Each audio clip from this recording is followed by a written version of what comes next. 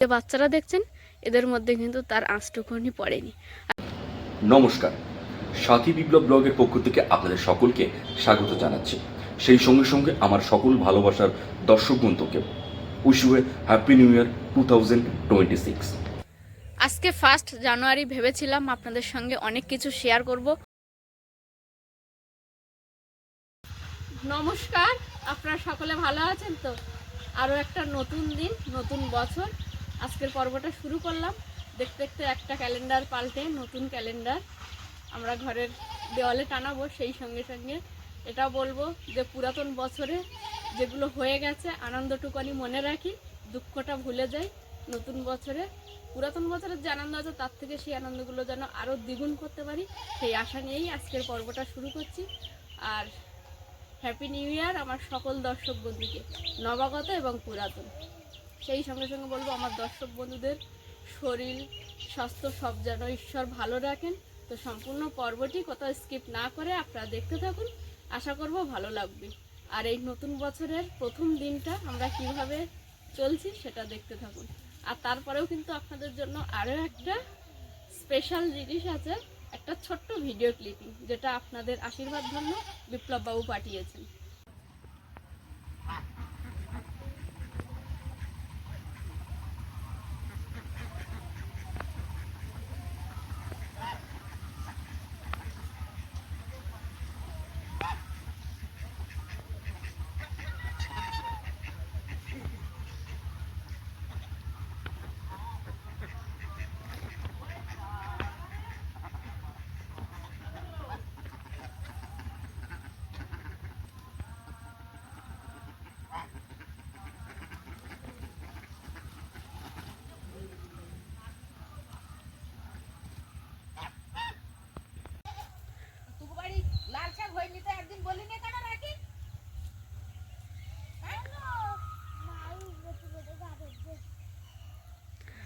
আজ 1 জানুয়ারি।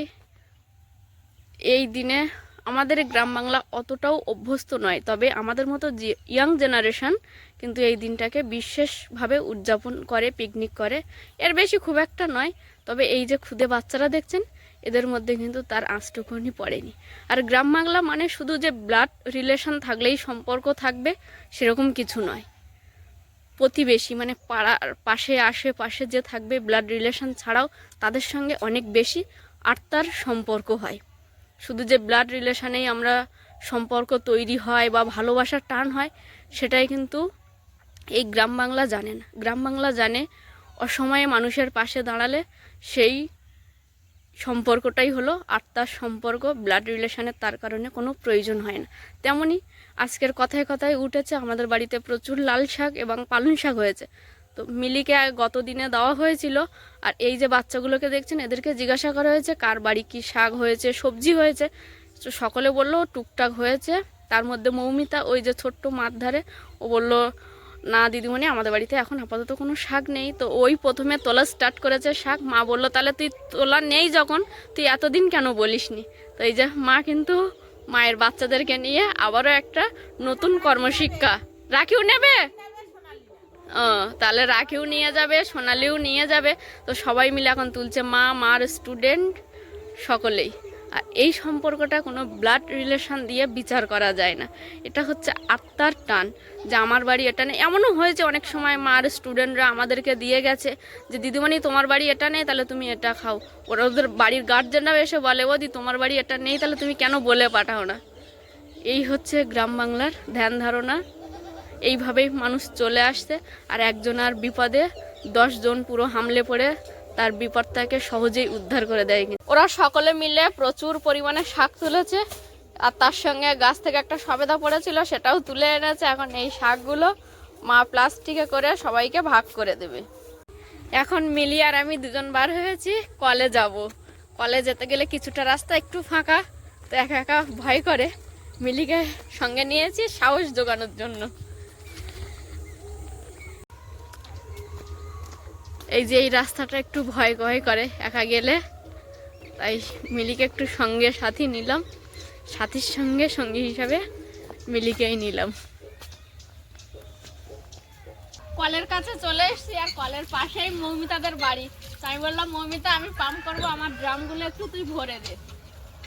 মৌমিতাও ছুটে চলে এসছে আমার ড্রাম ভরে দিতে। এমনি তো সকালে ভাত খেয়েছিস টিউশনি থেকে এসে? ভাত খাবি কখন? ও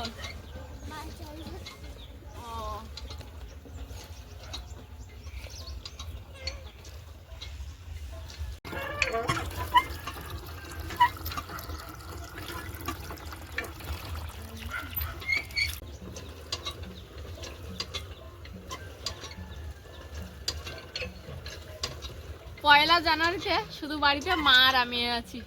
বাবা গেছে কলকাতার উদ্দেশ্যে অনেক সকালবেলা, তখন সকাল 5টা বাজে, একদম পুরো অন্ধকার, সেই সময় বাবা বার হয়েছে। আর ভাই গেছে একটু বেলা হতে কাঠগোলায়, যেদিন বাঁশ এনেছিল ওই দিন কিছু কাঠ ভাই গোলাতে রেখে এসেছিল, সেইগুলো এখন গোলার মালিক ফোন করে বললো এখন কাটানো হয়ে গেছে, নিয়ে আসতে হবে। তো মা আর আমি বাড়িতে আছি, টুকিটাকি যা কাজকর্ম করবো সবটাই আপনাদেরকে দেখাবো। আর আমাদের এই চ্যানেলে ছাড়া ভিডিওগুলো যদি আপনাদের ভালো লাগে, আমার নতুন দর্শক বন্ধুদের বলবো একটু সাবস্ক্রাইব করার জন্য। পুরাতন দর্শক বন্ধুরা যেমনভাবে লাইক কমেন্ট করে পাশে আছেন, নতুন দর্শক বন্ধুরাও সেইভাবে পাশে থাকবেন এই আশা করি। 3টে ড্রাম এনেছিলাম, আমি পাম্প করেছি আর মৌমিতা ড্রামগুলো ধরে একটু ভরে দিয়েছে। তো এখন আস্তে আস্তে বাড়ির দিকে যাব ধীরে ধীরে। আর মিলি কিন্তু আমার সঙ্গে এসছে।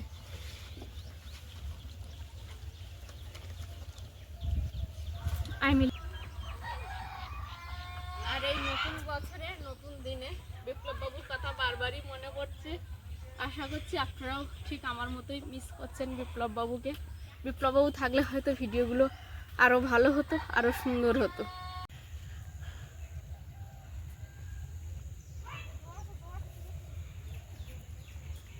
বিপ্লব বাবু কিন্তু দূরে থেকেও আপনাদেরকে প্রচুর প্রচুর মিস করে। তাই আজকের এই বছরের প্রথম দিনে আপনাদের জন্য একটি ছোট্ট ভিডিও ক্লিপিং পাঠিয়েছে, বাড়ি গিয়ে সেটা আপনাদেরকে দেখাবো।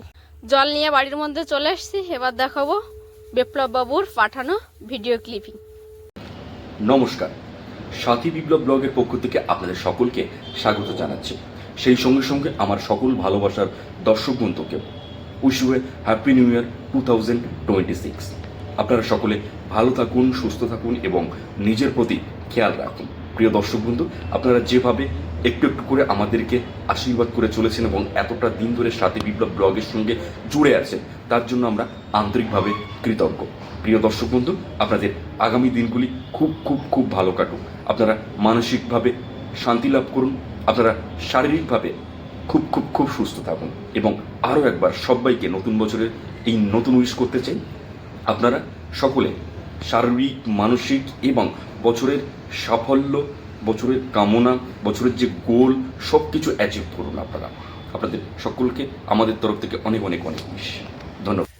ভাই গেছিল কাঠগোলায়, এই যে কাঠগুলো রেখে এসেছিল সেগুলো কাটিয়ে আনতে, কাটিয়ে একেবারে বাড়ি নিয়ে চলে এসছে। এখন এই কাঠগুলো এই রাস্তার পাশ থেকে বয়ে নিয়ে গিয়ে পুকুরের জলে আবার ভিজিয়ে দিচ্ছে।